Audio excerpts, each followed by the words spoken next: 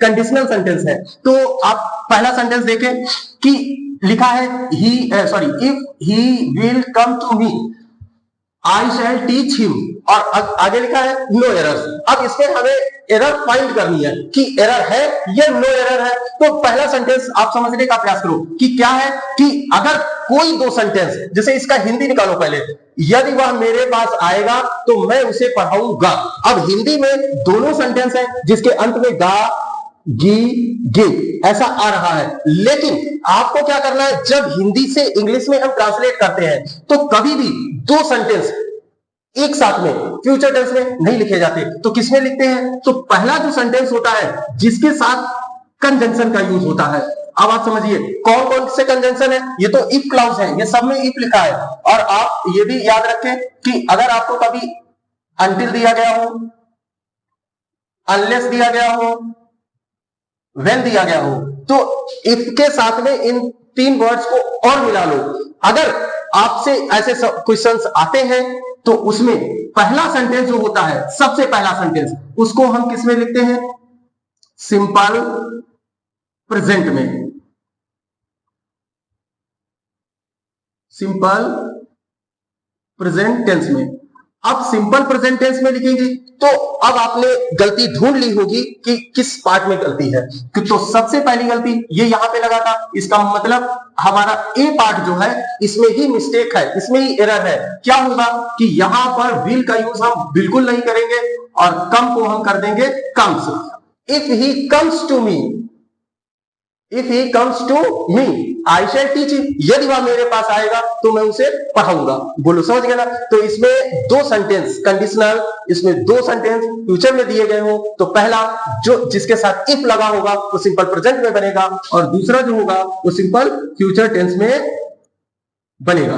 बोलो ये बात आपके समझ में आ गई, वेरी गुड। इसके साथ में if my house was near school I would be always be in time, यदि मेरा स्कूल मेरा घर के पास होता या मेरा घर मेरे स्कूल के पास होता तो मैं हमेशा टाइम से स्कूल में होता।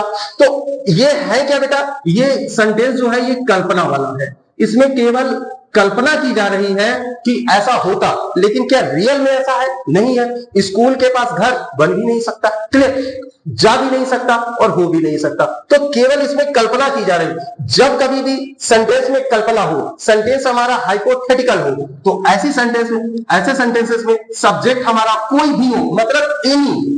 अब ये नहीं देखना है कि आपको सिंगुलर है, प्लूरल है, कुछ भी है, ऐसा आपको नहीं सोचना है। आपको उसके साथ में केवल और केवल वर्ड का यूज करना है, चाहे सिंगुलर हो चाहे प्लूरल हो, ये आप याद रखें। तो मिस्टेक हमारी किसमें है, पार्ट ए में मिस्टेक है कि if my house were near school, यदि मेरा घर स्कूल के पास होता तो मैं हमेशा टाइम से स्कूल में होता। बोलो ये बात समझ गई, अच्छा, बहुत अच्छे। अगला सेंटेंस लिखा है if you had work hard you would पास। अब देखो क्या है कि हमें जब दो सेंटेंस पास्ट में दिए जाए, पास्ट में, कि यदि तुम कठिन परिश्रम करते तो पास हो जाते। अब यहां पर समझने का प्रयास करो, करते तो पास हो जाते। इसका देखो अभी क्या है, अभी रिजल्ट आया है ना, तो यदि तुम कठिन परिश्रम करते तो पास हो जाते। इसका मतलब यह है, ये हमारा है क्या, नियर पास्ट। नियर पास्ट मतलब अभी हाल फिलहाल की बात है, क्लियर। एक और कंडीशन होती है कि यदि तुमने कठिन परिश्रम किया होता, किया होता, तो यहां पे लगेगा किया होता तो पास हो गए होती। तो ये हमारा क्या है, मोर पास्ट, मोर पास्ट, ये एम बना है बेटा। तो मोर पास्ट, अगर मोर पास्ट है तो कंडीशन अलग होगी, नियर पास्ट है तो कंडीशन अलग होगी। कैसे, समझने का प्रयास करो कि यहां पर केवल वुड और V1 का यूज हुआ है। अगर वुड और V1 का यूज हुआ है तो यहां पर आपका हेड क्लाउज आप नहीं लगा सकते हो।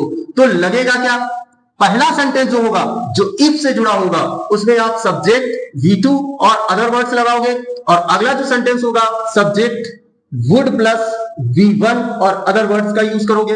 क्लियर हुआ? तो ये तो ऐसा ही लिखा है, लेकिन इसमें हमें चेंजेस करने हैं। हेड हमने हटा दिया तो वर्ड क्या हो गया हमारा, V2 हो गया।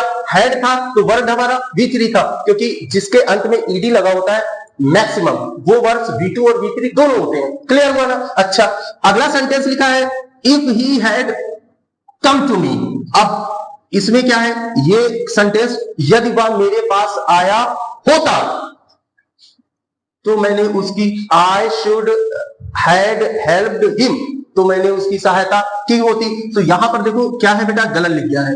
अब ये इतना पोर्शन पूरा गलत लिखा हुआ है। कैसे लिखा है कि अगर हमारा किया होता, मतलब ये मोर पास्ट की, अभी मैंने बताया ना आपको मोर पास्ट की बात कर रहा है, तो हैड प्लस V3 यहां पर यूज हुआ है। हैड प्लस, अगर हमारा सब्जेक्ट हैड प्लस V3 और अदर वर्ड्स है, तो ऐसी कंडीशन में आगे जो आने वाला क्लाउज होगा वो subject would have plus V3 और अदर वर्ड्स में बनेगा। तो इसमें क्या ऐसा लिखा है? नहीं लिखा है। तो हमें क्या करना होता है, इस शुड को हटाएंगे, पहले वुड में चेंज करेंगे, वुड में।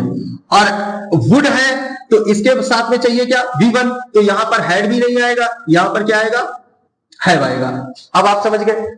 आपको इफ को याद रखना है और ये इतने सेंटेंस लिखे हुए हैं, इनको भी याद रखना है। जब कभी भी इनसे कोई सेंटेंस स्टार्ट होगा तो पहला क्लाउज हमारा, जब दो सेंटेंस फ्यूचर में होंगे तो पहला क्लाउज हमारा बनेगा सिंपल प्रेजेंट में और दूसरा बनेगा सिंपल फ्यूचर में। क्लियर? अच्छा, अगर ऐसी भी कंडीशन है, ऐसी कंडीशन इनके साथ नहीं आती है तो इनको हम नहीं लिखते हैं। क्लियर? हाँ, ये वाला सेंटेंस आपको इनके सबके साथ मिल सकता है।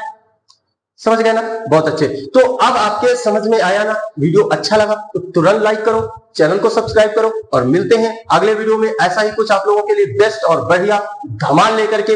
ये वीडियो देखने के लिए आप लोगों का बहुत बहुत धन्यवाद।